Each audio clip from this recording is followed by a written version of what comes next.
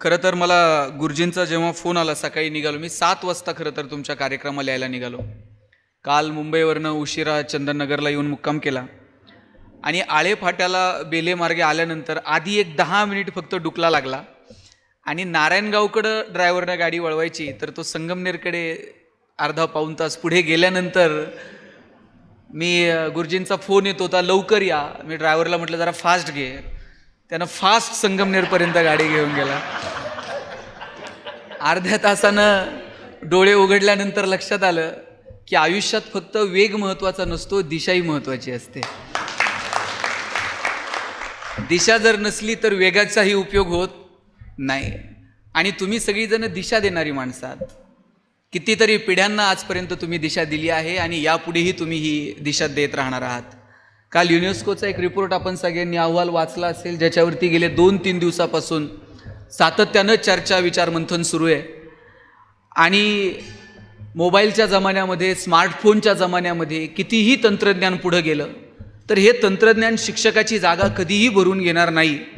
हे जगभरातल्या लोकांनी आपल्याला सांगितल्यावर आपल्याला कळायला लागतं. हे कुणीतरी बाहेरून येऊन सांगावं लागतं की बाबा रे, शिक्षकाची जागा कुणीही घेऊ शकणार नाही. आणि आपला देश असा आहे की या देशामध्ये शिक्षकाचं कायम अनन्यसाधारण महत्त्व राहिलेलं आहे. मी आत्ता मागच्या आठवड्यामध्ये उज्जैनला व्याख्यानाला गेलो होतो. ते व्याख्यान तिथे MITनं मोठा कॅम्पस केला आहे आणि तिथे संत ज्ञानेश्वर महाराजांचं तत्त्वज्ञान वगैरे या विषयावरती चर्चा करावी, काही बोलावं.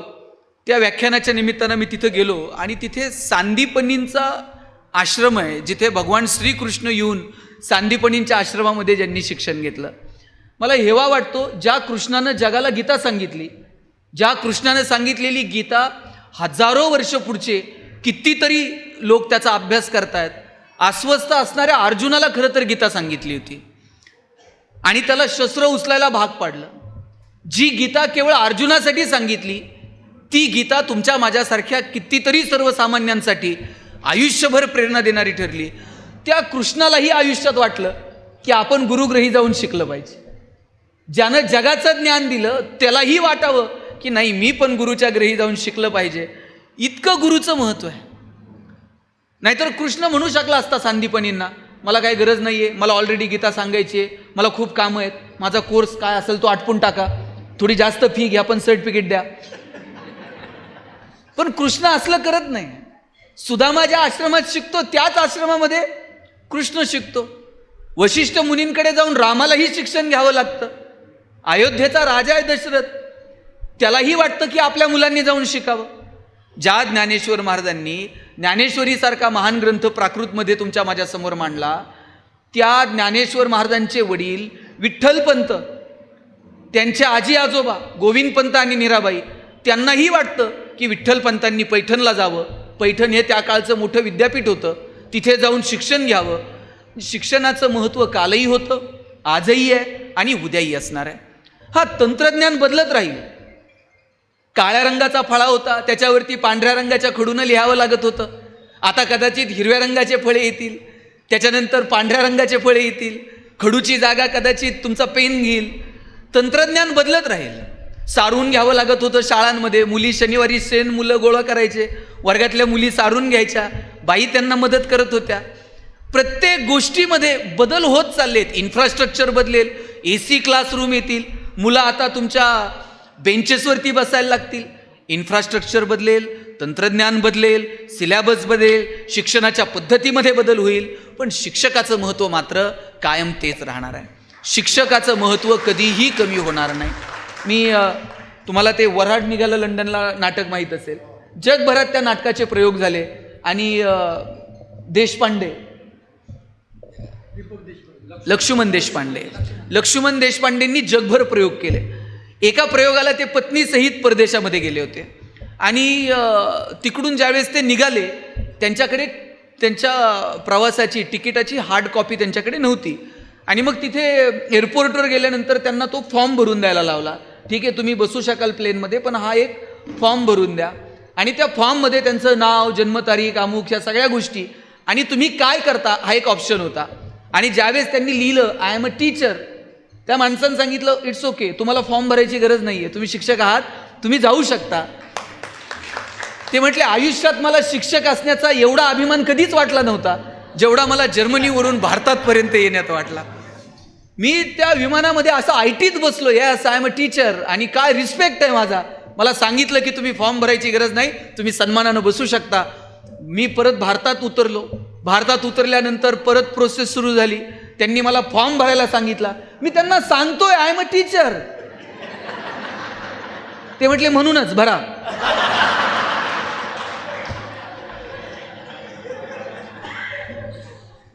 आम्ही कुठे घेऊन चाललोय आमच्या सगळ्या परंपरांना, आणि याला नेमकं कोण कारणीभूत आहे? हे बघा, शिक्षकाचं एक अधिष्ठान होतं, आजही ते आहे. येणाऱ्या काळामध्ये जर ते टिकवायचं असेल तर आपण शिक्षक आहोत याची जाणीव आपण कायम स्वतःला ठेवली पाहिजे. आणि माझा दावा आहे की इतकं पवित्र क्षेत्र दुसरं कोणतं नाही. काय एक साधं लहान लेकरू जर दुसऱ्या बाईनं जर म्हटलं बघू तुझं बाळ जरा हातात, आई ते पोरगं दुसऱ्याच्या हातात देताना 10 वेळा विचार करते. मानाला हात लावल, हा मानाला हात ठेव, मान आवटळल, अमुक कर तमुक कर.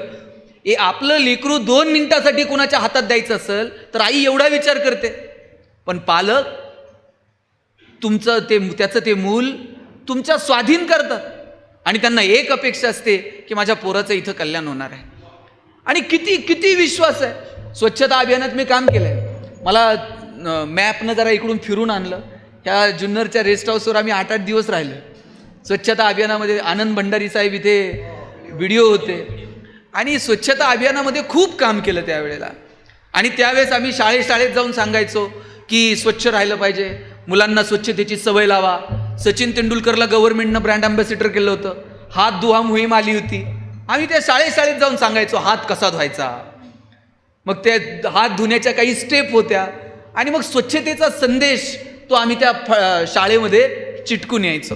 आणि मुख्याध्यापकांना सांगायचो, सगळ्या शिक्षकांना सांगा, हे फक्त मुलांकडनं पाठ करून घेऊ नका, तर प्रत्यक्षात मुलांनी स्वच्छ हात धुतला पाहिजे याची खबरदारी घ्या.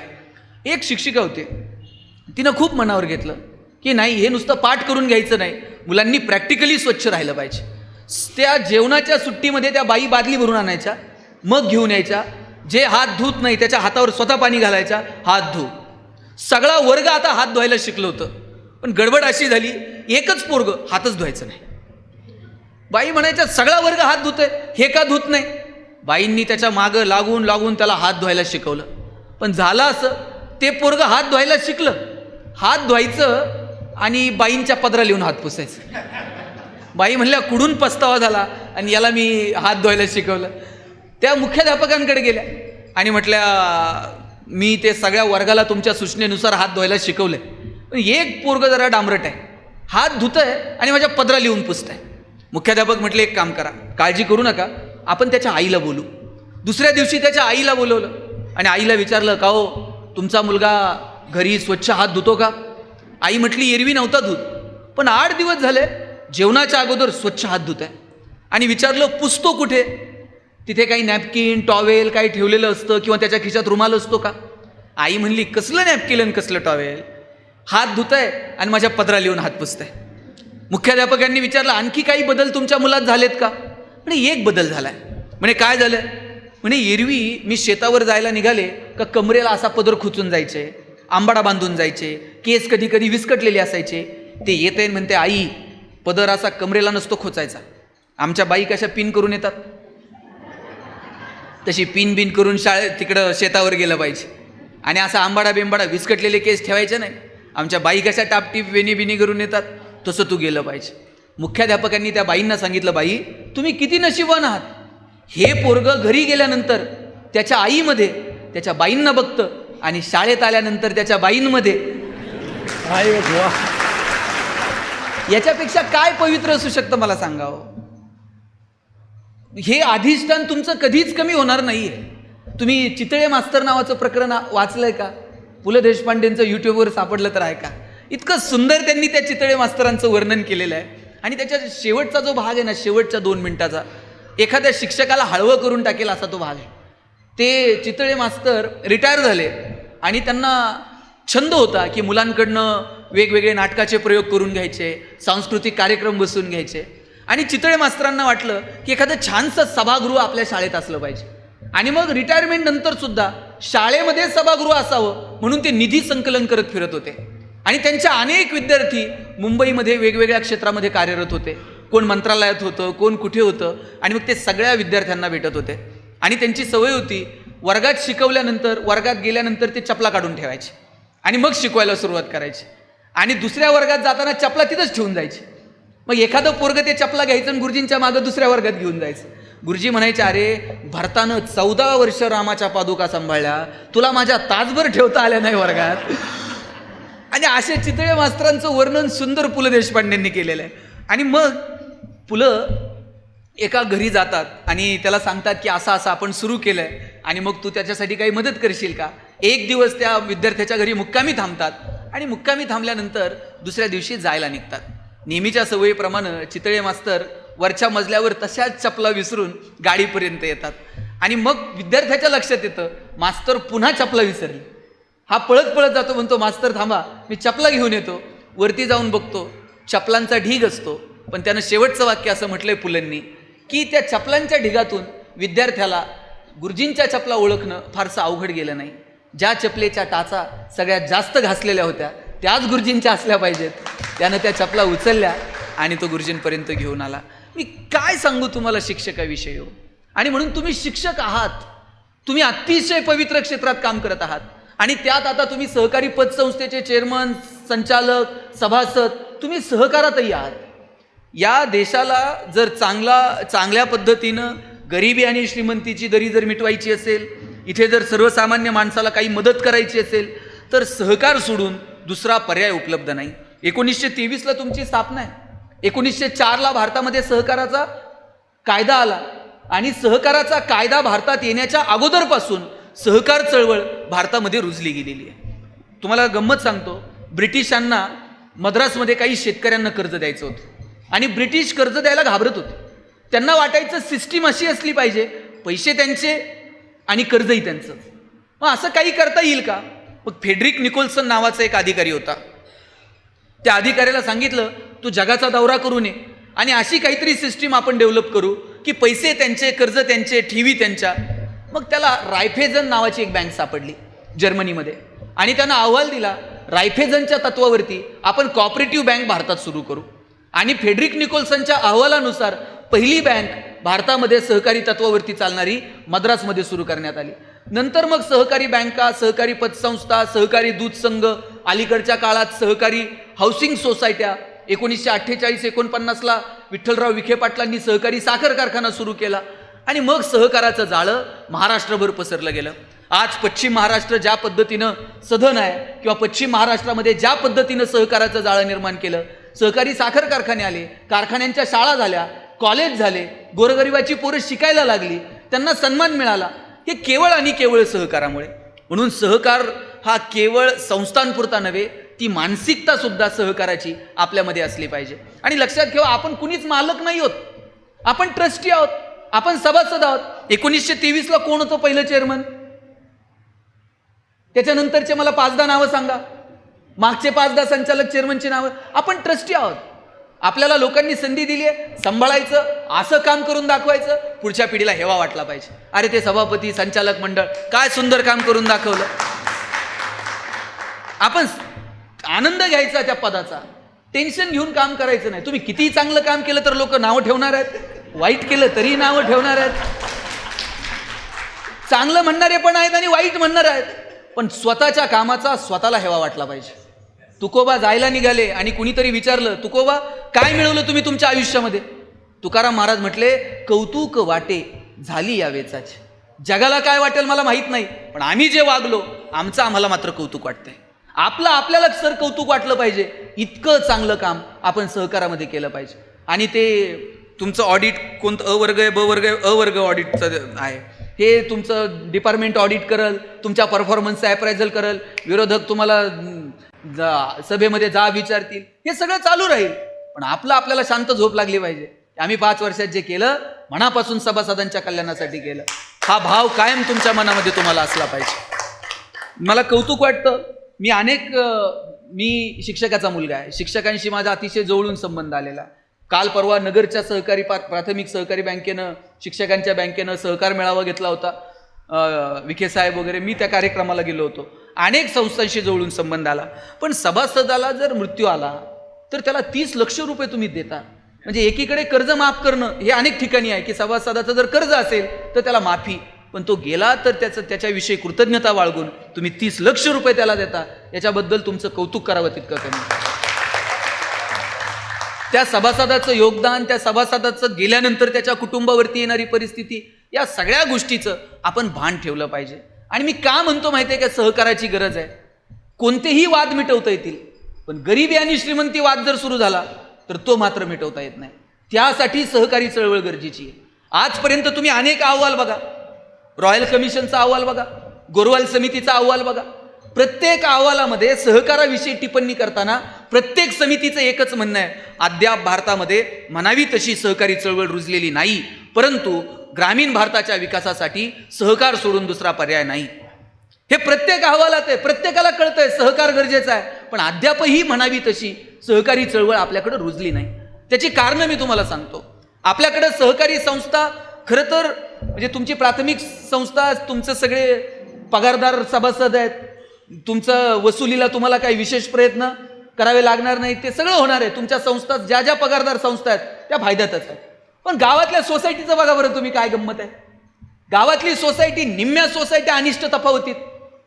मी अनिष्ट तफावत एक वेळ समजू शकतो, पण साहेब 23,115 विविध कार्यकारी सोसायटी आहेत महाराष्ट्रात, त्यातल्या निम्म्या सोसायट्या तोट्यात, त्यातल्या बहुतांशी सोसायट्या निव्वळ पिशवीत आहेत.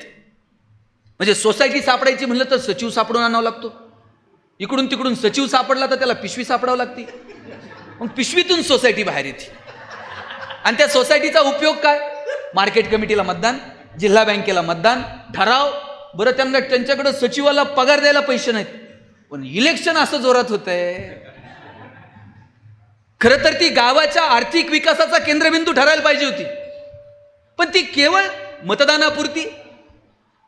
कुठंतरी अंत्यविधीला गेल्यानंतर ते नाव येतंय, भावपूर्ण श्रद्धांजली व्हा. लग्नाला गेल्यानंतर कोणतं नाव पुकारतंय, आशीर्वाद द्या. आम्ही या खोट्या प्रतिष्ठेत अडकून राहिलो. आणि म्हणून माझी जबाबदारी आहे की ह्या अशा ज्या अनिष्ट तफावत असलेल्या सोसायटींनी तुमच्यासारख्या सोसायट्यांना भेट दिली पाहिजे. काहीतरी वेगळं आम्हाला सभासदांसाठी करता येईल का? सहकारी आमची संस्था चांगल्या पद्धतीने आम्हाला चालवता येईल का? यासाठी प्रयत्न केले पाहिजे. येणारा काळ हा प्रचंड स्पर्धेचा काळ आहे.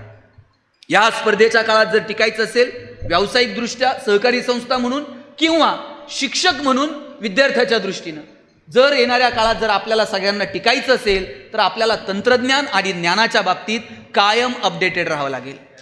तंत्रज्ञान बदलतंय, नवीन तंत्रज्ञान स्वीकारावं लागेल. ज्ञानाचे स्रोत बदलतात, आम्हाला ते स्वीकारावे लागतील. मोबाईल हिताचा नाही, कालचा रिपोर्ट आहे, पण विदिन अ सेकंड मोबाईलवरून तुम्ही जगापर्यंत पोहोचताय. तारतम्यानं त्याचं हाताळणं, तारतम्यानं तो वापरणं, कितपत वापरणं, याचे काहीतरी संहिता आपण आता ठरवून घ्याव्या लागणार आहेत. आणि म्हणून मी शिक्षक म्हणून आपल्या सगळ्यांना पहिल्यांदा विद्यार्थ्यांच्या पातळीवरती विनंती करेल, ज्ञानाच्या बाबतीत अपडेटेड राहा. तंत्रज्ञान बदलतंय, बदलत्या तंत्रज्ञानानुसार आपल्याला बदललं पाहिजे. जगभरातली विद्यापीठं भारतात येऊ पाहतात. आता तुमच्या माझ्या ज्ञानाला, तुमच्या माझ्या शिक्षणाला गावाच्या, तालुक्याच्या, जिल्ह्याच्या, राज्याच्या भिंती उरलेल्या नाहीत. 93-95ला आम्ही खुलं आर्थिक धोरण स्वीकारलं, गॅट करार स्वीकारला. व्यापाराला जशी बंधनं उरलेली नाहीत तशी ज्ञानाला सुद्धा बंधनं उरलेली नाहीयेत. पोरांच्या हातात स्मार्टफोन आहेत, विदिन अ सेकंड ते जगापर्यंत पोहोचतात.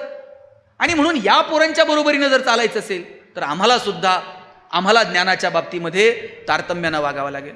तंत्रज्ञान बदलतंय तसं बदललं पाहिजे. आणि जी माणसं तंत्रज्ञानासुद्धा बदलत नाहीत ती माणसं काळाच्या ओघात टिकत नाहीत. माणसं काय, तुम्ही तंत्रज्ञान सुद्धा बघा. तुमच्या सगळ्यांचे लग्नाचे फोटो कोणत्या कंपनीच्या कॅमेऱ्यावर काढलेत मला सांगा? वैभव, 100% कोडॅक. असला जमाना होता कोडॅकचा, ते रोल संपायचा. 36 फोटो झालं, ते नेमके नवरा नवरी हार घालायला आणि याचा रोल संपायला एक वेळ. त्याचा थांबा थांबा थांबा थांबा रोल बदलतो. बरं, ते रोल धुवून आणायचा, कोणत्या नदीवर जात होतं कुणाच. त्याच्यातले 5-10 फोटो जळायचे. फोटो जळणे काय शब्दप्रयोग होता. तुमचे फोटो बघून कुणीतरी जळणं मी समजू शकतो, पण फोटो धुताना जळणं. आणि मग ते कॉडॅकचा जमाना होता. आता कॉडॅक कुठं तर आहे का? केवळ आणि केवळ डिजिटल टेक्नॉलॉजी कॉडॅकनं स्वीकारली नाही, कॉडॅक मागं पडलं. आपल्या पिढीनं पहिला फोन आयुष्यातला कोणत्या कंपनीचा घेतलाय? 3310, 1100, 3315. नोकिया हा आपल्या पिढीचा आयुष्यातला पहिला फोन आहे. आता कुणाच्या तर खिच्यात नोकिया आहे का?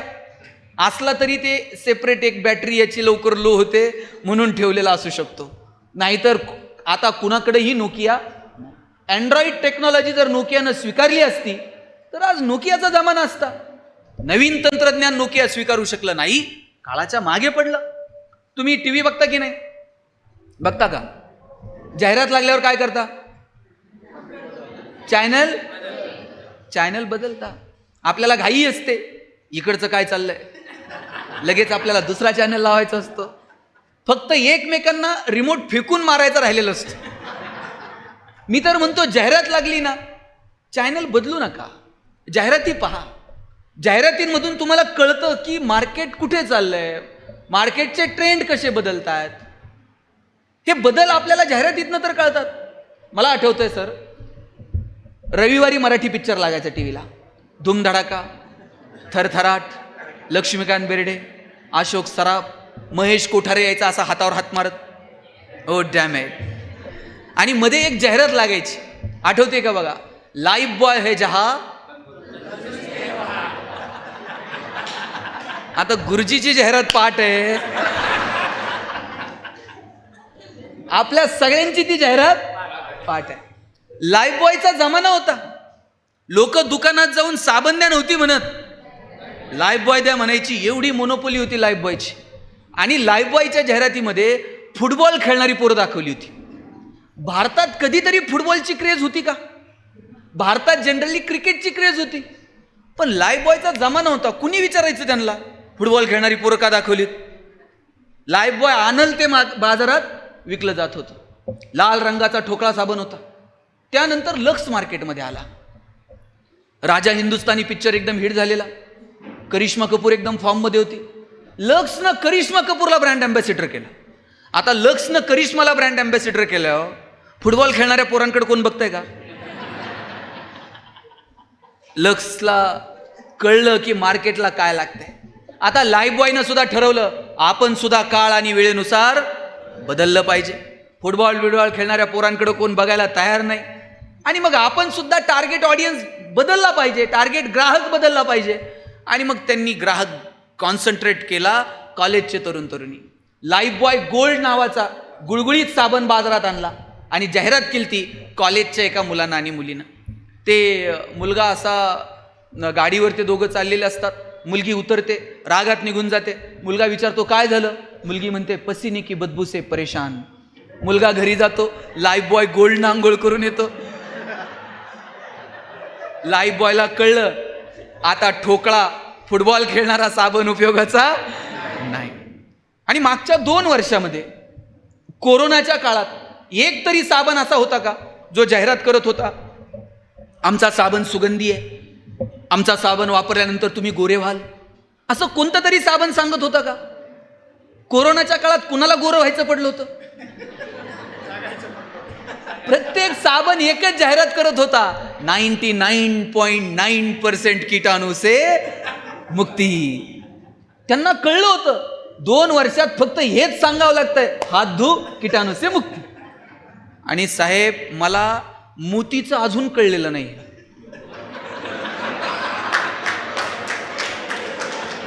ते वर्षभर कुठं असतंय कुणाच ठाऊक, ते दिवाळीलाच येते. उठा उठा, त्यानं ठरवून घेतलंय वर्षभर प्रोडक्शन करायचं आणि मार्केट आपलं दिवाळीला कॅप्चर करायचं. गरीबातला गरीब आणि श्रीमंतातला श्रीमंत माणूस मोतीनं आंघोळ केल्याशिवाय त्याला दिवाळी साजरी केल्यासारखं वाटत नाही.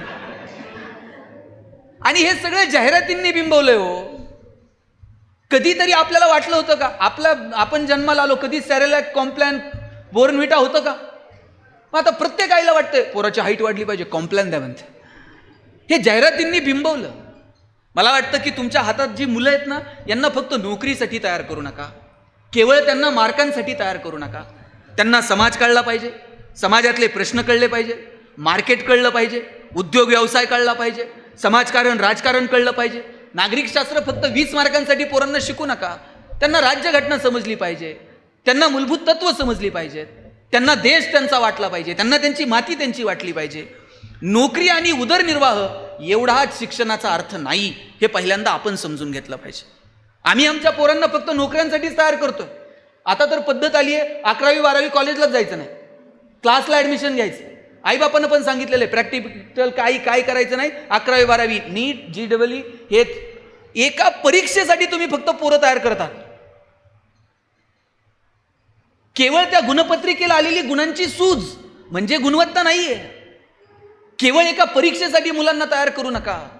त्या सगळ्याच्या पलीकडे जाऊन आता आमच्या तर एका मित्राच्या मुलाचा IITला नंबर लागला. परवा त्याचे वडील मला सांगत होते, अहो काय सांगायचंय, प्रत्येक क्लासवाला येतोय आणि त्याचं हे मागतोय, आम्ही त्याचा फोटो इथं लावू, त्या बदल्यात तुम्हाला कम्प्युटर देऊ, त्या बदल्यात तुम्हाला लॅपटॉप देऊ. रिझल्ट विकणारे आईबाप. त्या पोराला IIT करताना तुम्ही शिकवताय काय?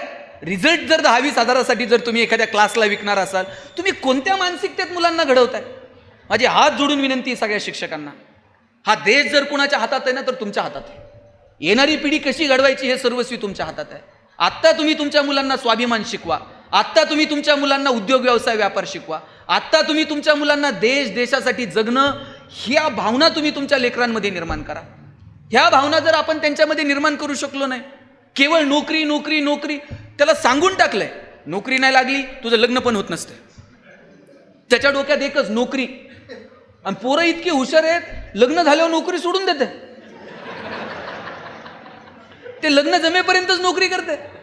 कुठेतरी पतसंस्थेवर तर लागेल, कुठं मार्केट कमिटीला तर चिटकन, नोकरी लागली लग्न झालं नोकरी सोडते. ही भावना अहो इतकी वाईट अवस्था आहे. आज मुलीच्या आईवडिलांना टेन्शन नाही तेवढं मुलाच्या आईवडिलाला टेन्शन आहे. वय वर्ष 30 ते 35 वयोगटातली 5-50 पोरं बिन लग्नाची आहेत. सोलापूरला मोर्चा काढला पोरांनी कलेक्टर ऑफिसला, लग्न जमत नाही म्हणून. आता कलेक्टरला एवढंच काम आहे का यांना पोरी बघायच्या? सिद्ध करा स्वतःला, रांगा लागतील, पण स्वतःला सिद्ध करण्यासाठी अपेक्षित असणारी गुणवत्ता आम्ही त्यांना देत आहोत का? आमच्याकडे एकाचं लग्न जमेना, त्याच्या मित्रानं सांगितलं टेन्शन घेऊ नको, म्हटला मुलीकडचे बघायला आले ना पगार जरा वाढून सांगायचा. तो म्हणलं जमतंय. मुलीच्या वडिलांनी विचारलं पगार किती? हा म्हणला 1.5 लाख. मुलीचे वडील म्हणले तुझ्याकडे बघून तर वाटत नाही 1.5 लाख असं. हे म्हणताय तसा फिक्स 1.5 लाख आहे, कटिंग करून 8,000 हातात येतो म्हण. तुम्ही किती दिवस स्वतःला फसवणार आहात? अरे लात मारील तिथून पाणी काढेल असं नेचर असलं पाहिजे. ती धमक जर तुम्हाला तुमचं ज्ञान देत नसेल, तुमच्या उदरनिर्वाहापुरतं जर ज्ञान तुम्हाला तुमची व्यवस्था देत नसेल, तर आम्ही नेमकं काय शिकलो आणि कशासाठी शिकलो हा प्रश्न आपण स्वतःला विचारला पाहिजे. माझी विनंती आहे, उदरनिर्वाह हा शिक्षणाचा एक छोटासा टप्पा आहे, त्याच्यासाठी तर मुलांना तयार कराच, पण एक व्यापक दृष्टी, त्यांचा कॅनव्हास वाढला पाहिजे. व्यापक दृष्टीनं त्यांना जगाकडे समाजाकडे बघितलं पाहिजे. ही दृष्टी तुम्ही या लेकरांमध्ये निर्माण करा. परवाचा प्रसंग बघितला आपण, MPSCचा अभ्यास करणारे 2 मुलं मुली, त्या मुलीचं सिलेक्शन झालं आणि मुलाचं झालं नाही. त्या मुलानं त्या मुलीला कुठे गडाच्या पायथ्याला नेऊन तिची हत्या केली. मी माझ्या अनेक मित्रमैत्रिणी MPSCचा अभ्यास करतात, UPSCचा अभ्यास करतात. मी ज्या वेळेस त्यांच्याशी गप्पा मारायला जातो ना, मला त्या पोरांचा हेवा वाटायचा. ती मुलं बोलताना म्हणायची की दादा आम्ही जरी एखादी परीक्षा पास नाही झालो तरी आम्ही घटना अभ्यासतो, आम्हाला भूगोल इतिहास कळतं, आम्हाला सायन्स कळतं, आम्हाला टेक्नॉलॉजी कळते, आम्ही जगाच्या स्पर्धेत टिकण्यासाठी अपेक्षित असणारं ज्ञान या 4-5 वर्षात ग्रहण करणार आहोत. एक परीक्षा नाही पास झालं म्हणून बिघडलं कुठं? लाखो लोक परीक्षेला बसतात, जागा शेकड्यात आहेत, हजारात आहेत, तेवढ्याच लोक नोकरीला लागणार आहेत. पण MPSCचा UPSCचा अभ्यास करताना घटनेनं एखाद्याला जगण्याचा अधिकार दिलेला आहे, कुणाला तरी नकार देण्याचा अधिकार दिलेला आहे. तुम्ही जर कुणाचा नकार पचवू शकत नाहीत, कुणातरी एखाद्या मुलीचा जगण्याचा अधिकार तुम्ही तिला देऊ शकत नाहीत, तुम्ही कसला डोंबल्याचा MPSCचा अभ्यास करता? मला वाटतं ही दृष्टी आपण आपल्या मुलामुलींमध्ये निर्माण केली पाहिजे. कालचं प्रकरण बघितलं मणिपूरचं, काय तुमच्यात मतमतांतर असतील 2 गटांमध्ये, कुठलं सरकार असेल नसेल तिथे काय माहीत नाही, पण जर एखादा आपला द्वेष व्यक्त करत असताना तुम्ही जर एखाद्या महिलेवरती अन्याय अत्याचार करत असताल, तर तर काय आम्ही जगतो नेमकं? माणूस म्हणून आम्हाला आमच्याकडे स्वतःच्या अंतर्मनात डोकवायची लाज वाटली पाहिजे. माझी कळकळीनं तुम्हा सगळ्यांना विनंती आहे. हे बघा, एका रात्रीत जग बदलणार नाही, पण तुमच्या हातातली 10-20 पोरं आहेत ना, ती मात्र सुंदर जगतील. त्यांना मात्र देश कळेल. एका रात्रीत तुम्ही सगळा समाज बदलू शकत नाहीत. एका रात्रीत तुम्ही सगळी, मी सुद्धा भाषणं करायला लागलो, मला वाटलं आपण फार भारी काहीतरी करायला लागलो. एक दिवशी वडिलांना म्हटलं, कशासाठी भाषणं करायची? समाजात जर बदलत नसेल तर हा वेळ का वाया घालवायचा? वडील म्हणले, समाज बदलल तेव्हा बदल. बोलून बोलून तू एकटा जरी सुधारला ना,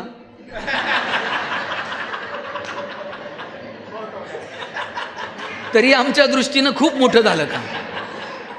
तेव्हा सर जग बीग बदलेल मला माहीत नाही, पण तुमच्या वर्गातली पोरं बदलतील की नाही? 4 पोरं तुम्ही चांगली घडवताल की नाही? अमर्याद क्षेत्रात मर्यादित काम करण्यापेक्षा मर्यादित क्षेत्रात अमर्याद काम करू. आपलं क्षेत्र छोटं असेल, माझ्या वर्गापुरतं असेल, माझ्या शाळेपुरतं असेल, माझ्या तालुक्यापुरतं असेल, पण इतकं सुंदर काम करेल की माझा मला हेवा वाटला पाहिजे. मला वाटतं इतकं सुंदर काम करणं ही येणाऱ्या काळामध्ये आपली जबाबदारी आहे. आणि म्हणून जगणं हे केवळ साधनांनी सुंदर होत नाही. जगणं हे निवळ तुमच्या इन्फ्रास्ट्रक्चरनं सुंदर होत नाही. त्याच्यासाठी तुमचं मन सुंदर असलं पाहिजे. तुमची अस्थिरता कुठेतरी संपली पाहिजे. कुठेतरी तुम्ही स्थिर झालं पाहिजे. कधीतरी अंतर्मनात डोकावून बघितलं पाहिजे. काय ज्ञानोबांचा अभंग आहे, ऋणू झुणू रे भ्रमरा, सांडितो अवगुणू रे भ्रमरा. किती गोड बोलावं. मला ज्ञानोबांचा इतका हेवा वाटतो. आपल्यापैकी कुणी असं आहे का, त्यांनी सांगावं, उद्या तुमची पोरं आमच्या वर्गात आणून सोडा, कल्याण झालं म्हणून समजा. मी चंदननगरवरनं बस करतो तुमच्या शाळेत. ज्ञानोबांचा कॉन्फिडन्स काय बघा. तरी अवधान ऐकले दीजे, मग सर्व सुखासी पात्र होईजे, हे प्रतिज्ञोत्तर माझे उघड ऐका. ज्ञानोबा काय म्हणतात, माझ्याकडे फक्त लक्ष देऊन बघा, मी प्रतिज्ञा घेऊन सांगतो, सगळी सुख तुमच्या दारात लोळण घेतील. अवघाची संसार सुखाचा करीन, आनंदे भरीन तिन्ही लोका. आणि हे कोण म्हणतं? ज्यांच्या वाट्याला लोकांनी सुख येऊ दिलं नाही, आनंद येऊ दिला नाही, ते ज्ञानोबा प्रतिज्ञा कर. काय प्रतिज्ञा आहे ज्ञानोबांची? अवघाची संसार सुखाचा करीन, आनंदे भरीन तिन्ही लोका. आपल्याकडे शाळेत रोज प्रतिज्ञा असते, भारत माझा, सारे भारतीय माझे, रोज असते, पाठ आहे आपली. प्रतिज्ञा रोज घ्यायची गोष्ट आहे का? एकदाच घ्यायची असते आणि आयुष्यभर पाळायची असते. आपल्याकडे शाळेत रोज असते. कारणही तसंच आहे, सरांना माहीत असते, ते इसरतंय रात्रीतनं, उद्या परत द्यावी लागणार आहे. त्याच्या पुढं गोष्टीच इतक्या आहेत, ते कालची प्रतिज्ञा विसरून जाते. मला ज्ञानोबांचा हेवा वाटतो की तुम्ही एकदा लक्ष देऊन बघा, सगळी सुख तुमच्या दारात लोळण घेतील, सगळा संसार मी आनंदानं भरून टाकेल. हा कॉन्फिडन्स, हा आत्मविश्वास शिक्षक म्हणून आपल्याकडे असला पाहिजे की मी माझ्या पोरांचं जगणं सुंदर करणार आहे, माझी पोरं कर्तबगार होतील, याच्यासाठी मी अहोरात्र काम करणार आहे. बघा, दूधवाला तुमच्याकडे दूध द्यायला येतो की नाही? दूध देताना ते माप ओततंय, तुमचं लक्ष कशाकडे असतं? त्याच्या मापाकडे असतं. ते पण गुरुजी पहिल्या मापाकडे नसतं, त्याच्यानंतर एक ते दूधवाला फुकटची धार टाकतं वरतून. आपलं लक्ष त्या दुसऱ्या धारेकडे असतं. पहिलं माप तर त्याच्या बापाला ओतावं लागल, पण नंतरचं ते स्वखुशीनं ओततं, ते त्यानं ओतलं की नाही याच्याकडे आपलं लक्ष असतं. तुम्हाला सिलेबस कंप्लीट करावं लागेल की नाही, शासनाच्या परिपत्रकानुसार कामं करावी लागतील की नाही, पण या सगळ्याच्या पलीकडे जाऊन तुम्ही एक वेगळी धार तुमच्या लेकरांसाठी ओतता का? मला वाटतं याच्याकडे समाजाचं लक्ष असतं. आणि समाजाच्या CCTV मध्ये आपण येऊ किंवा न येऊ माहीत नाही, पण वरतून एक CCTV मात्र 24 तास आपलं ऑब्झर्वेशन करत असतो. त्या CCTVतून कुणीही सुटत नाही. एक वेळ देव लय दयाळू आहे साहेब, ते माफ करून टाकल, पण कर्म दयाळू नाही. जगात कुणाच्या बापाला घाबरायचं नाही, घाबरायचं तर स्वतःच्या कर्माला घाबरायचं, कारण कधी ना कधी ते वसुलीला येतं. आणि ते एकदा वसुलीला आलं का मग कुणाचाच वशिला चालत नाही. म्हणून घाबरायचं तर कर्माला घाबरावं, प्रामाणिकपणे काम करावं. आपल्याला ज्या क्षेत्रात आपण आहोत त्या क्षेत्रासाठी स्वतःला झोकून द्यावं. समाजामध्ये आपली ओळख त्या क्षेत्रासाठी, त्या कामासाठी झाली पाहिजे. असं काम मला वाटतं येणाऱ्या काळामध्ये आपण केलं पाहिजे. आणि मी पुन्हा पुन्हा सांगतो, नोकरीच्या पलीकडे जाऊन तुम्ही तुमच्या मुलामुलींना विचार करायला लावा. त्यांच्यामध्ये बचतीची सवय निर्माण करा. एक शाळा आहे, त्या शाळेमध्ये त्यांनी एक बँक सुरू केली, शाळेतली बँक आहे. एका मुलाला त्यांनी मॅनेजर केलं आहे, एका मुलाला क्लर्क केलं आहे, कुणाला तरी अकाउंटंट केलं आहे. त्यांच्यामध्ये बचतीचे पासबुक तयार केले आहेत शाळेनं. ते मुलं त्यात 2 रुपये 5 रुपये 10 रुपये बचत खात्यात टाकतात. कुणाला कर्ज लागलं तर कर्जाचा फॉर्म भरून देतात. विड्रॉलचा फॉर्म भरायला लागली, त्यांना चेक डिपॉझिट करणं कळायला लागलं. सगळं खोटं खोटं आहे. पण शाळेमध्ये त्यांनी एक छोटीशी बँक सुरू केली आणि दर शनिवारी 1 तास फक्त बँक सुरू असते. त्या 1 तासामध्ये त्यांना व्यवहार कळायला लागले. अहो, कॉमर्समध्ये ग्रॅज्युएट झालेल्या पोराला बँकेत डीडी काढता येत नाही आज, पण पोरांना व्यवहार कळला. कर्जासाठी काय करावं लागतं, उद्योग व्यवसायासाठी काय करावं लागतं. त्या शाळेमध्ये त्या शिक्षकांनी आणखी एक उपक्रम राबवलाय. 6 महिन्यातनं एकदा बाजार भरतो. मुलं त्यांच्याकडे जे जे आहे, अनेक शाळांमध्ये आता ते होतं की ते मुलं काहीतरी घेऊन येतात. नफा मिळवण्यासाठी काय करावं लागतं, सकाळी उठून किती कष्ट करावे लागतात, एका रुपयाची किंमत पोरांना कळायला लागली. हिरोशिमा आणि नागासाकी उद्ध्वस्त झालं, पण परत जपान ताटमानेनं उभं राहिलं. का जपान ताटमानेनं उभं राहिलं? तिथल्या लिंबू टिंबू पोरांच्या जोरावरती जपान उभं राहिलं.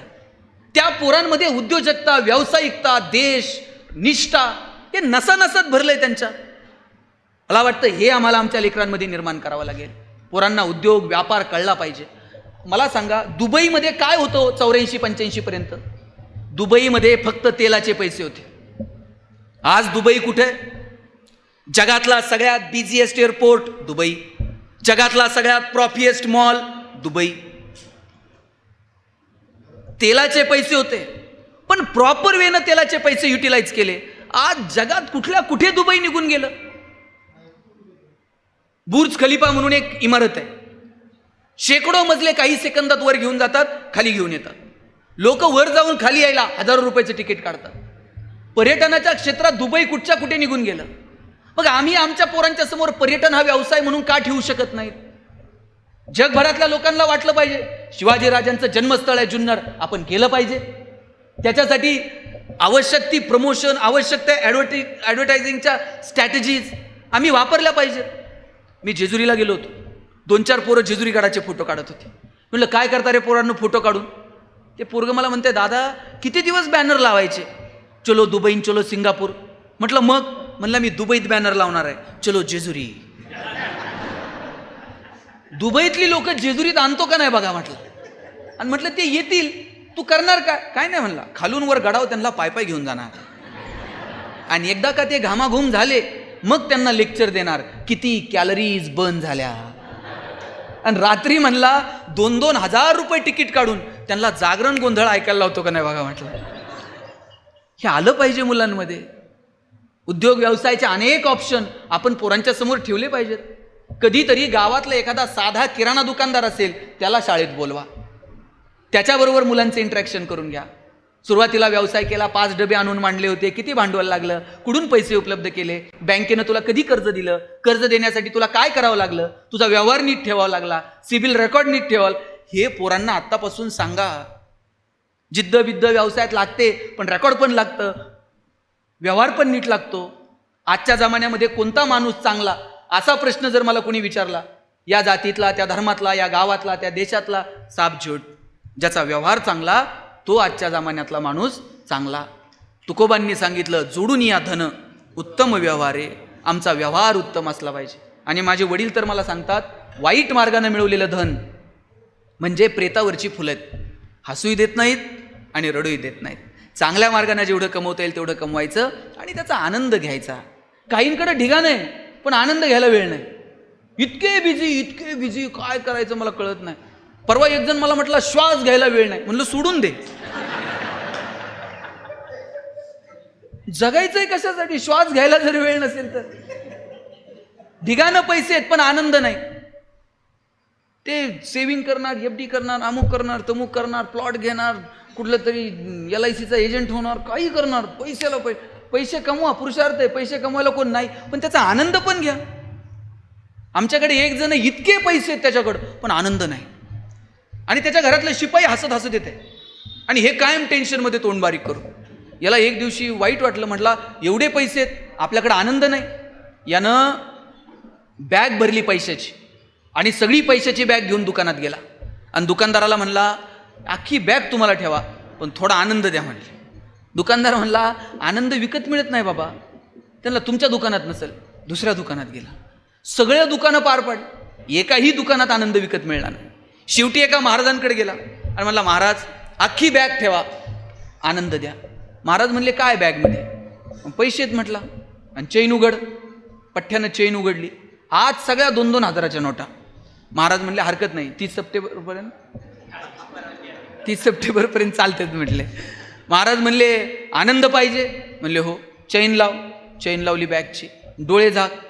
मी सांगेल तोपर्यंत डोळे उघडायचे नाही. आनंदच आनंद म्हणले तुझ्या आयुष्यात. यानं डोळे झाकले. 5 मिनिटानं डोळे उघडले. बॅग नाही, महाराज नाही. महाराज थेट नगर. हे डोळे उघडून बघताय, महाराज नाही, बॅग नाही.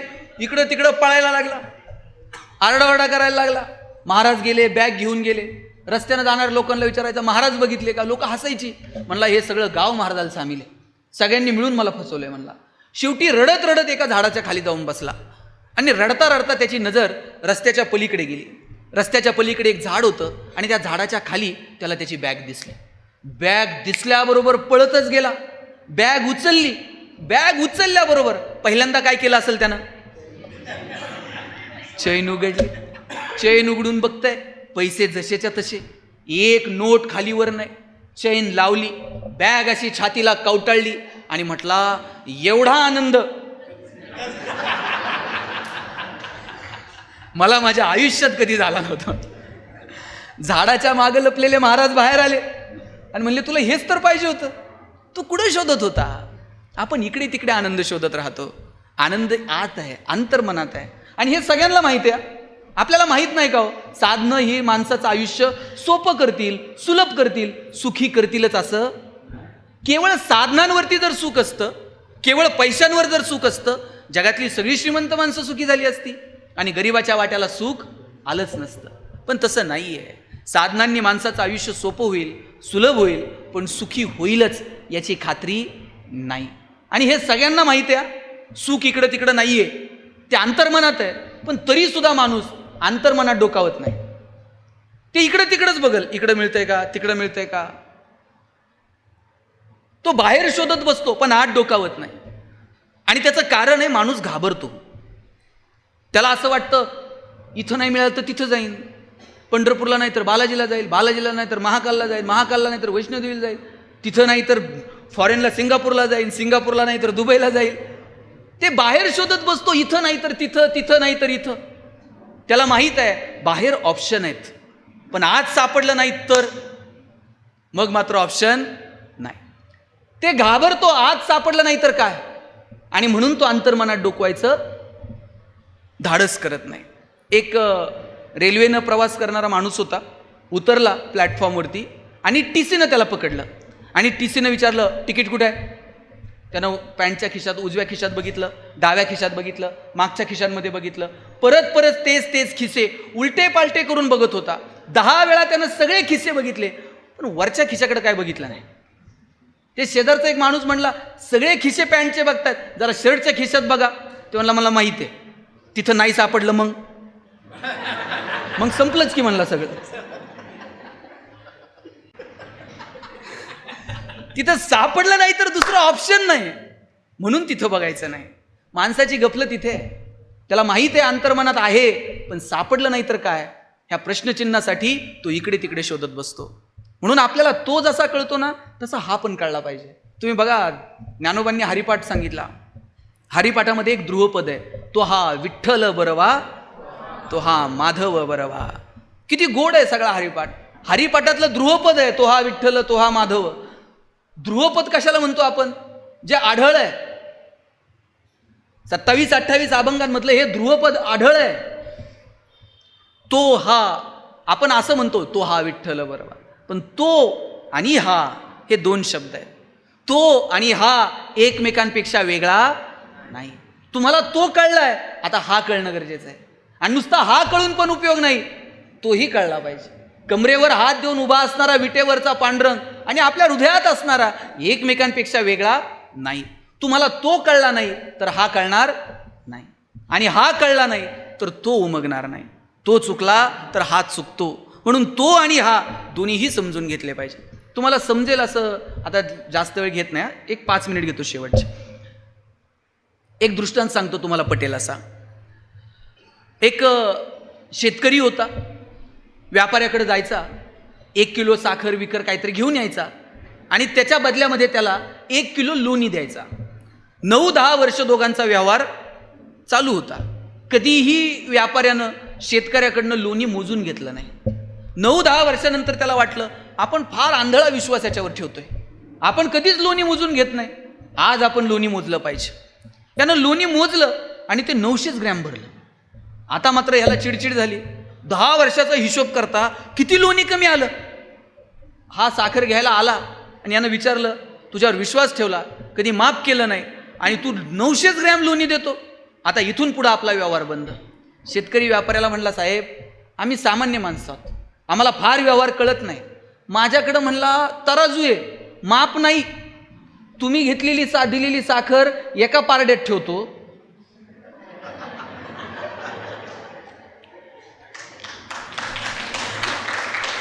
आणि तेवढ्या मापाचं लोणी तुम्हाला देतो. तो चुकला म्हणून हा चुकला, तो चुकला तर हा चुकतो. म्हणून ज्ञानोबांनी सांगितलं, तो हा विठ्ठल बरवा, तो हा माधव बरवा. खूप गोड आहे हो. काय ज्ञानोबांकडनं शिकावं. ज्ञानोबांनी सांगितलं कसं बोलावं. साच आणि मवाळ, मितुले आणि रसाळ, शब्द जैसे कल्लोळ अमृताचे, अमृताचे कल्लोळ बाहेर पडावेत असं बोला. आपण कसं बोलतो, आपल्या बोलण्याला अरे कसं बोललं पाहिजे. आपलं बोलणं म्हणजे पेशंट चेक करायला डॉक्टर आले, डॉक्टर पेशंटला सांगत होते चांगलं चुंगलं खात जा, खाण्यापिण्यावर 2 रुपये खर्च करा. बायको बाहेर पळत आली आणि डॉक्टरला म्हणली, डॉक्टर तुम्हीच सांगा यांना, खायला प्यायला पैसे खर्च करत नाही. मग म्हणे असं डॉक्टरच्या मढ्यावर पैसे घालावं लागतात. काय संवाद आहे. शब्द जैसे कल्लोळ अमृताचे. काय बोलतो आपण. चांगलं बोला, एकमेकांचा सन्मान ठेवा, एकमेकांशी प्रेमानं वागा. काय लागतो जगायला. आयुष्य खूप सुंदर आहे, त्या सुंदर आयुष्याचा आनंद घ्यायला शिका. तुम्ही सकाळी खूप लवकर आलात म्हणून तुमचा जास्त वेळ घेत नाही. 5 मिनिट फक्त मी शेवटचे बोलतो, चालेल ना? 5 मिनिट ओके. मला 2 गोष्टी फक्त नमूद करायच्या. आयुष्य हे तारतम्यानं जगता आलं पाहिजे. हेवे दावे रुसवे फुगवे सगळ्या नात्यांमध्ये असतात. नातीसुद्धा आपल्याला जपता आली पाहिजेत. विद्यार्थी, शिक्षक, कुटुंब, ह्या सगळ्या गोष्टी आपल्याला जगता आल्या पाहिजेत. भगवान श्रीकृष्ण करंगळीवरती पर्वत उचलतात आणि बासरी मात्र 2 हातांनी घट्ट पकडतात. ज्याला करंगळीवरती पर्वत उचलता येतो त्यानं बासरी तर अशी गरगर फिरवली असती की नाही, पण करंगळीवरती गोवर्धन उचलणारा कृष्ण बासरी मात्र 2 हातांनी घट्ट पकडतो. कारण काय. कृष्णाला माहीत आहे पराक्रम हा रणांगणात गाजवायचा असतो आणि नात्यांमध्ये प्रेम जपायचं असतं. आपण उलट केलं. आपण रणांगणात पराक्रम गाजवले, रणांगणात शस्त्र ठेवून दिले आणि नात्यांमध्ये पराक्रम गाजवले. परवा एक जण मला म्हटला 10 वर्ष झाले भावाच्या दारात गेलो नाही. म्हटलं काय पराक्रम आहे. 10 वर्ष झालं बहिणीचं तोंड बघितलं नाही. म्हटलं ती गेल्यावर जाशील साडी बिडी घेऊन, शेवटची साडी चोळी भावाची असती म्हणे.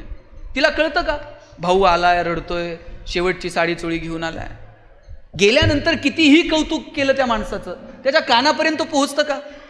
त्याच्या कानापर्यंत ते जात नाही. माणसं गेल्यानंतर मांडी देतात. अहो तुम्ही स्वयंपाक करत असताना फोडणी देताना तेल उडलं अंगावरती तरी वेदना होतात. आपण तर गेलेल्या शरीराला अग्नीचा डाव देतो, त्याला त्या अग्नीचा दाह कळत नाही. तुम्ही घातलेल्या वाऱ्याची झुळूक त्याला कळेल, तुम्ही दिलेल्या मांडीचा स्पर्श त्याला कळेल. तुम्ही दिलेल्या मांडीचा स्पर्श कळत नाही आणि वाऱ्याची झुळूकही त्याच्यापर्यंत पोहोचत नाही. जिवंत आहे तोपर्यंत भेटा, जिवंत आहेत तोपर्यंत स्पर्श ठेवा. जोपर्यंत स्पर्श आहेत तोपर्यंत नाती आहेत. आपण आपल्या कामामध्ये व्यस्त असतो. आई कुठंतरी गावाकडे असते आणि आई कधीतरी फोन करते, बाई आम्ही आहोत ना तोपर्यंत येत चला.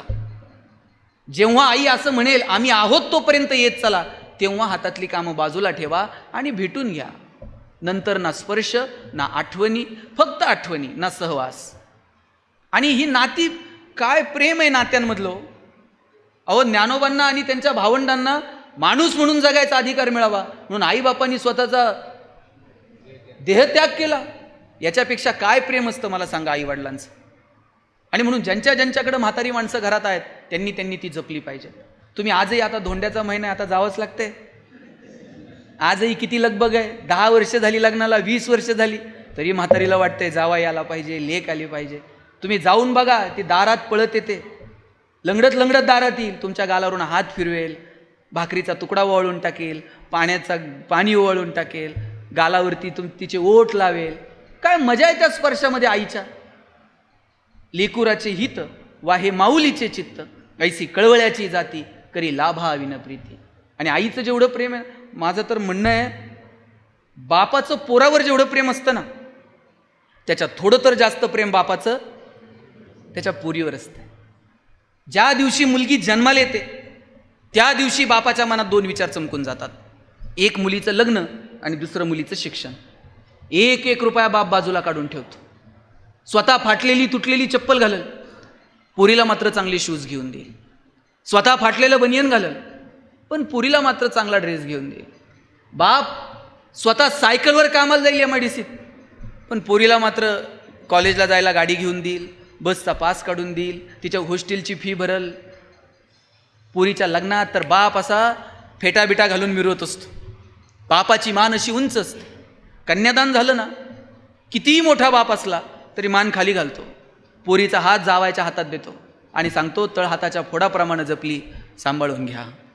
दिवसभर बापाच्या डोळ्यात थेंब येत नाही, पण पोरीची गाडी एकदा निघून गेली ना, मग मात्र खांबाच्या पलीकडे जाऊन एकटाच रडतो. तो बाप असतो. ही नाती परत नाहीत. डोक्यावर पदर घेतलेल्या नऊवारीतल्या म्हाताऱ्या, टोपी बिपी धोतर घातला, ही शेवटची पिढी हो. ही माणसं परत औषधाला सुद्धा सापडायची नाहीत. ज्यांच्याकडे ही माणसं आहेत त्यांना जपा, त्यांच्यासोबत संवाद ठेवा, त्यांच्यासोबत स्पर्श ठेवा. भाऊ भाऊ, बहीण भाऊ, ही नाती. अहो, ज्ञानोबा समाधीला जायला निघाले, निवृत्ती महाराज रडायला लागले. आणि निवृत्ती महाराजांना विचारलं नामदेवरायांनी, का रडता दादा? आकाशात कितीतरी तारे येतात आणि निखळतात, आकाशाला त्याचं दुःख का वाटावं? निवृत्ती महाराज पुढे आले आणि म्हटले, नामदेवराया, ज्ञानाची आणि माझी भेट कालही होती, आजही आहे, उद्याही असेल, पण भाऊ म्हणून हे सगुण रूप परत कधी बघायला मिळायचं नाही, म्हणून डोळ्यात पाणी आलं. काय म्हणायचं या संवादाला? ज्ञानी यांचे ज्ञानी, योगी यांचे योगी असणारे ज्ञानोबा ताटी लावून बसले. कुणी म्हणायचं ज्ञानोबांना ताटी उघडा? एवढीशी बहीण पुढे आली आणि तिने आवाज दिला, चिंता क्रोध मागे सारा, ताटी उघडा ज्ञानेश्वरा.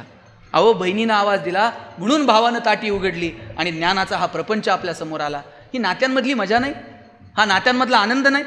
मला वाटतं हा नात्यांमधला आनंद आम्हाला बाळगता आला पाहिजे, त्याची गंमत आम्हाला घेता आली पाहिजे. जोपर्यंत स्पर्श तोपर्यंत नाती. तुम्हाला एक उदाहरण सांगतो आणि थांबतो. तुम्हाला सुधामूर्ती माहीत आहे? सुधामूर्तींनी लिहिलेला एक प्रसंग आहे. त्यांनी लिहिलं होतं, मी ज्या घरात रेंटनं राहायचे त्या घराच्या शेजारी एक प्राजक्ताचं झाड होतं. त्या प्राजक्ताच्या झाडाची फांदी अशी खिडकीपाशी आलेली होती. अभ्यासाला मी खिडकीत बसले की त्या फांदीवरून हात फिरवायचे. आता त्या फांदीलाही माझ्या स्पर्शाची सवय होऊन गेली होती. मी त्या झाडासोबत बोलायचे. आता ते झाडही माझ्या बोलण्याला प्रतिसाद द्यायला लागलं होतं. कधीतरी पानांची सळसळ ऐकायला यायची, कधीतरी प्राजक्ताच्या फुलांचा सडा पडायचा. पण घर रेंटचं होतं, कधीतरी सोडावं लागणार होतं. घर आता सोडायचं, काळजावर दगड ठेवला आणि झाडाला सांगितलं की आता 2 दिवसांना आम्ही जाणार आहोत, परत भेट होईल की नाही मला माहीत नाही. पुढचे 2 दिवस ना पानांची सळसळ ऐकायला आली, ना प्राजक्ताच्या फुलांचा सडा पडला. ते झाडही जणू हळवं होऊन गेलं होतं. पण जायचंच होतं, सगळं सामान गाडीत भरलं. आता मलाही गाडीत बसायचं, पण मला वाटलं शेवटचं त्या झाडाला भेटून यावं. शेवटचं म्हणून त्या झाडाला भेटायला गेले. शब्द सुचत नव्हते, म्हणून थेट झाडाच्या खोडाला घट्ट मिठी मारली आणि रडायला लागले. 2 मिनिट माझे डोळे बंद होते.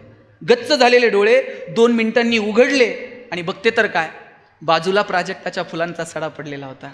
जणू ते झाड सांगत होतं, रडू नको, भेटू पुन्हा कधीतरी, जा आता छान, घे निरोप माझा. मी निघून गेले.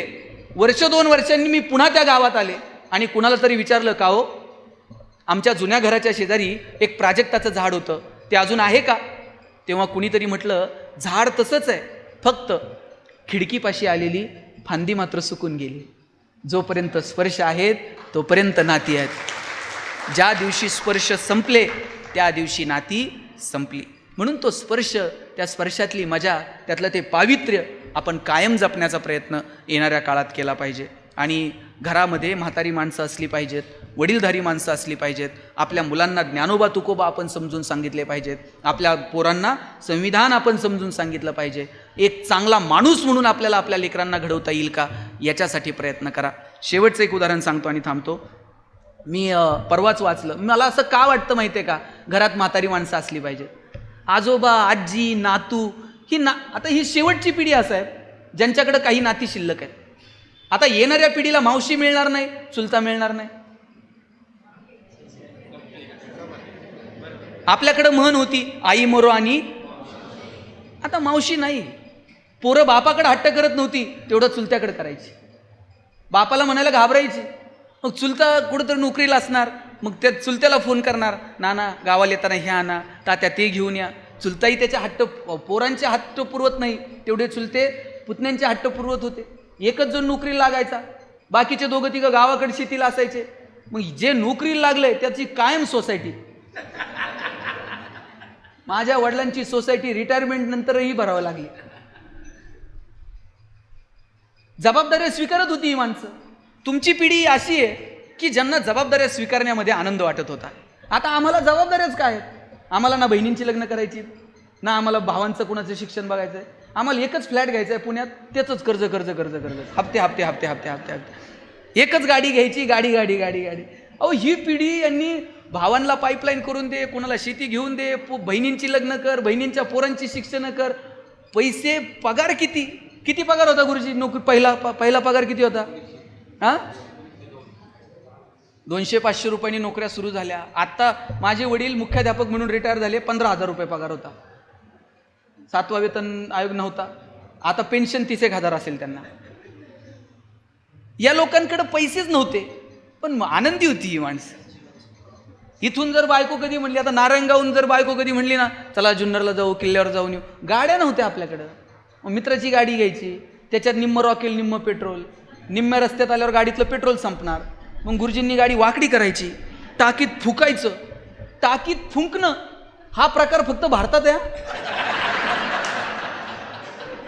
जगाच्या पाठीवर कोणत्या देशात हे तंत्रज्ञान असेल असं मला तर वाटत नाही. आणि ती गाडी वाकडी केल्यानंतर बायको असं बघायची, कोणत्या मुहूर्तावर यांची माझी गाठ पडली कोणास ठाऊक. अशात बायकोनं नुसता खांद्यावर हात ठेवू द्यावं, कित्येकांच्या गाड्या बिना पेट्रोलच्या किल्ल्यावर गेल्या. पैसे नव्हते पण आनंद किती होता. आता पगार एवढे, एसी गाड्यांमध्ये नवरा बायको निघतात. बायको तिकडच्या खिडकीतनं तिकडे बघते, नवरा इकडच्या खिडकीतनं इकडे बघते. ड्रायव्हर मधल्या आरशातनं दोघांकडे बघतो. हे बोलत का नाही?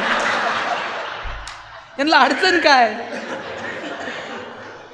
पैसे वाढत गेले पण संवाद कुठे होरपळून गेला हे मात्र कळलं नाही. नात्यांमधला तो संवाद आहे ना, तो मात्र कायम ठेवला पाहिजे. मी का म्हणतो घरात म्हातारी माणसं पाहिजेत? मी परवा एक किस्सा वाचला. त्यानं लिहिलं होतं, मी एस टीतनं फिरत होतो, लोणावळ्याला आमची एस टी थांबली आणि एस टी स्टँडवर एक आजी भुईमुगाच्या शेंगा विकत होती. मी गेलो, आजीकडनं शेंगा घेतल्या, गाडीत येऊन खात होतो. गाडी निघायला उशीर होता. 2 मिनिटानं बघितलं, जिच्याकडनं शेंगा घेतल्या ती आजी अशी लंगडत लंगडत गाडीकडे येत होती. मी ज्या एसटीत बसलोय त्याच एसटीत आजी आली. तिची भिरभिरती नजर काहीतरी शोधत होती. माझी आणि आजीची नजर झाली. आजी मला म्हणली, ए बाबा घावला एकदाचा, ये इकडं. मी घाबरतच आजीकडे गेलो. म्हणलं, आजी माझं काही चुकलं का? ती म्हणली, तुझं काय नाही चुकलं, शेंगा घेतल्या आणि पळत एसटीला आला, तुझी आठाने राहिली की माझ्याकडे. आजीला म्हणलं, आजी आठाने दिल्या एवढ्या लांब आली आणि तुझी शेंगाची पाटी तिकडं उघडी ठेवली होय. आजी म्हणली, आंधळ्याची गुरं देव राखत असतो. आजी आठाने द्यायला एवढ्या लांब आली. आजी म्हणती, तुझ्या आठाने जर माझ्याकडे राहिले असते तर ते परत करायला मला पुन्हा जन्म घ्यावा लागला असता. पोरगा म्हटला, नसती गाडबेड झाली तर हे पैसे कुणाला तरी देऊन टाकायचे. त्यावर म्हातारी म्हणती, लोकाच्या पैशावर पुण्य नाही कमवता येत, तुझे तुला राहू दे, मग बघू काय असेल ते. कोणत्या पुस्तकातून शिकायचं हे मला सांगा. हे कोणत्या ग्रंथातून आम्ही हे तत्वज्ञान शिकायचं मला सांगा. घरात ही म्हातारी माणसं असावी लागतात की ज्यांच्याकडे हे जगण्याचे धडे आपण आपल्या पोरांना देता यावेत. आजोबांना सगळं जग बघून झालंय. आजोबाच मित्र आता काय त्यांचं राहिलेलं नाही आहे. सगळी दुनियादारी बघून झाली. आजोबांचा शेवटचा मित्र जर कोण असेल तर त्यांचा नातू असतो. आणि नातवाला अजून सगळं जग बघायचं आहे. त्याचा पहिला मित्र जर कोण असेल तर त्याचे आजोबा असतात. ही जी नाती आहेत ना, या नात्यांमधली मजा घ्या, आनंदानं जगा. तुम्हा सगळ्यांना तुमच्या भावी आयुष्यासाठी खूप साऱ्या शुभेच्छा देतो. मी प्रत्येक भाषणाच्या शेवटी सांगत असतो, माझे वडील शिक्षक, आमचं घर पत्र्याचं, आणि त्या पत्र्याचं सगळ्यांची घरं स्लॅबची, आमचं एकटंच पत्र्याचं. मी आईला म्हणायचो, आई सगळ्यांची घरं स्लॅबची, आपलंच पत्र्याचं का? आई म्हणायची, तुझे वडील शिक्षक आहेत म्हणून घर पत्र्याचं. म्हणलं शासनाचा GR आहे का? ती म्हणायची, बाबा घर गरम व्हायला लागलं का तुला कळतं, उन्हाळा सुरू झाला आहे. घर गळायला लागलं, पावसाळा सुरू झाला आहे. शेजारच्या स्लॅबच्या घरात उन्हाळा कळत नाही, पावसाळा कळत नाही. खास ऋतूंची ओळख व्हावी म्हणून भूगोल शिकवणाऱ्या तुझ्या बापानं असलं मॉडेल उभं केलं म्हणायचं. काय मजा आहे. मला वाटतं ही मजा घेता आली पाहिजे. पगार किती आहे, पेन्शन किती आहे सोडून द्या. 60-65ला जर आलात, दोनच प्रश्न तुम्हाला, तुम्ही आज सगळेजण आहात, रिटायरमेंट नंतर जेव्हा एकमेकाला भेटाल ना, त्यावेळेस तुम्ही दोनच प्रश्न एकमेकाला विचारणार. पहिला प्रश्न, तब्येत कशी आहे, आणि दुसरा, मुलं काय करतात. याच्यापेक्षा तिसरा प्रश्न विचारणार का? बॅलन्स किती आहे, किती एकर आहे, काहीच विचारत नाही. आता सरांना जर विचारलं मुलं काय करतात, एक पोरगा MPSCतून अधिकारी झालाय, पोरगी डॉक्टर झाली, अभिमानानं सांगणार का नाही? हे सांगण्यासाठी मुलांवरती वेळ द्या. स्वतःच्या मुलांना जसा वेळ देता तसा तुमच्या वर्गातल्या पोरांना वेळ द्या. आणि तुमची रक्ताची पोटची पोरच पोरं नसतात. यातला एखादा अधिकारी होऊ द्या आणि तुम्ही रिटायरमेंट नंतर भाजी मंडईमध्ये दिसा, गाडी थांबून ते पायाला हात लावतोय का नाही बघा तुमच्या. हे फक्त तुमच्या नशिबात आहे. आणि म्हणून तुम्ही हे सगळेजण आनंदानं कराल अशी अपेक्षा बाळगतो. खूप शुभेच्छा देतो. हसत राहा. आल्यापासून मी दोघं तिघं बघतोय, हसलेच नाहीत. ते हसावं वाटलं तरी शेजारी बघणार, तो का हसत नाही.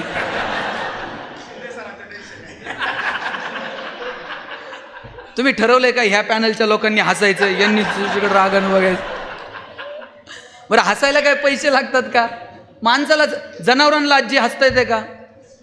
तुम्ही शिनकूर करायला गोठ्यात गेलाय आणि म्हशीनं छान स्माईल दिली, म्हैस म्हणते का प्लीज वेलकम इन गोठा? फक्त माणसाला हसता येतं. म्हणून हसत राहा, मस्त आनंदानं राहा. तुम्हाला आनंदी राहायचंय? किती जणांना आनंदी राहायचंय? मागं तुम्हाला दोघी तिघी का तुम्ही हात राहायचंय? सगळ्यांना आनंदी नक्की. दुसरा प्रश्न विचारतो, आनंदी राहायचंय का आनंदी आहात हे जगाला दाखवायचंय? खरं सांगा. राहायचं असेल तर सोपं आहे, पण माझा दावा आहे आपली गडबड झाली आहे. आपल्याला आनंदी राहायचं नाही आहे. आपण आहोत हे जगाला कळलं पाहिजे, याच्यासाठी सगळी धडपड आहे. लाखो रुपये खर्च करून लोक परदेशात जातात, काहीच बघत नाहीत. त्याच्या डोक्यात एकच असतंय, फोटो काढतंय, स्टेटस ठेवतो. त्याला बघण्यात इंटरेस्ट नाही आहे. मी कुठं आहे हे जगाला कळलं पाहिजे, याच्यात इंटरेस्ट. बरं, स्टेटस ठेवलं तर चूक नाही आहे, मोबाईल आहे, ठेवता येत आहे, ठेवलं पाहिजे. पण खरं दुःख कधी आहे माहिती आहे? ज्याच्यासाठी स्टेटस ठेवलं त्यानं जर बघितलं नाही, सगळ्या ट्रिपचे पैसे वायाला गेले. तुम्हा सगळ्यांना खूप साऱ्या शुभेच्छा. No once more, no retake for any moment. So please please please dear friends, keep smiling.